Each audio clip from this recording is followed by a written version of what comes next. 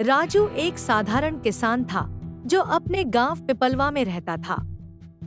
पिपलवा, जहां खेती ही मुख्य आजीविका थी, राजू का जीवन भी इस मिट्टी से जुड़ा था। राजू की खेती से गुजारा करने वाली एक छोटी सी जमीन थी, जिस पर वह और उसका परिवार पूरी तरह निर्भर थे।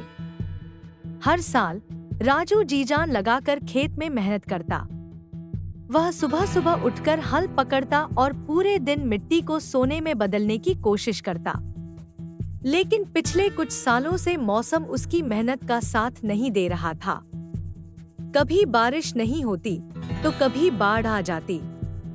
फसल बार बार बर्बाद हो जाती और राजू के लिए स्थिति दिन ब दिन बदतर होती गई। फसल के नष्ट होने से परिवार पर कर्ज का बोझ बढ़ता गया। राजू की पत्नी सीता और उसके 2 बच्चे गोपी और राधा हर दिन उम्मीद करते थे कि अगली फसल उनके जीवन में खुशहाली लाएगी। लेकिन हालात बदलने का नाम नहीं ले रहे थे। गांव में लोग उसे सलाह देते थे कि वह खेती छोड़कर कोई और काम करे, लेकिन राजू ने कभी हार नहीं मानी। राजू के गांव में ही कुछ किसान, जो लगातार फसलों की बर्बादी और कर्ज के बोझ से दबे हुए थे, उन्होंने हताशा में आकर आत्महत्या कर ली।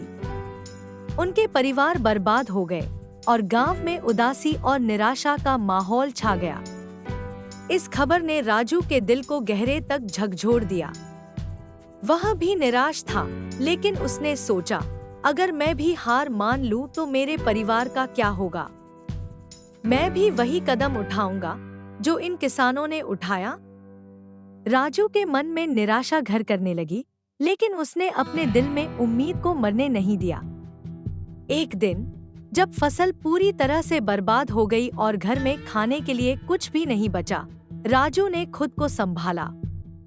उसकी पत्नी सीता ने उसे समझाया, कभी कभी हमें हार का सामना करना पड़ता है, लेकिन अगर तुम हार मान लोगे तो हम सबके लिए यह और भी कठिन हो जाएगा। तुम्हारी मेहनत एक दिन रंग लाएगी, हमें बस धैर्य रखना होगा। सीता की बातों ने राजू को नई ताकत दी। उसने अपने दिल में ठान लिया कि चाहे कितनी भी असफलता मिले, वह फिर से कोशिश करेगा। राजू ने गांव के एक बड़े किसान से मदद मांगी। उसने कर्ज लेकर फिर से खेती शुरू की, लेकिन इस बार उसने कुछ नया करने की सोची। उसने नई तकनीकों और तरीकों के बारे में सीखा और उन्हें अपनी खेती में लागू किया। इस बार राजू ने धैर्य के साथ काम किया और अपनी फसल को बेहतर बनाने के लिए हर संभव प्रयास किया। लेकिन चुनौतियां अभी भी खत्म नहीं हुई थी। एक दिन अचानक गांव में टिड्डियों का हमला हो गया। टिड्डियों ने खेतों पर कहर बरपाया और राजू की सारी फसल खतरे में पड़ गई। गांव के अन्य किसानों ने हार मान ली और अपनी फसलों को बर्बाद होते देखा। लेकिन राजू ने हार नहीं मानी। उसने टिड्डियों से लड़ने के लिए अपने परिवार और गांव वालों को संगठित किया। वे दिन रात मेहनत करके अपनी फसल को बचाने की कोशिश करते रहे। राजू की मेहनत और दृढ़ संकल्प ने रंग दिखाया। फसल पूरी तरह से बर्बाद नहीं हुई और इस बार वह अच्छी उपज प्राप्त करने में सफल हुआ। गांव के लोग राजू की प्रशंसा करने लगे। राजू का विश्वास और उसकी मेहनत ने उसे फिर से खड़ा कर दिया था। फसल बिकने के बाद राजू के पास इतना पैसा आया कि वह कर्ज चुका सका और अपने परिवार के लिए अच्छा खाना और कपड़े खरीद सका।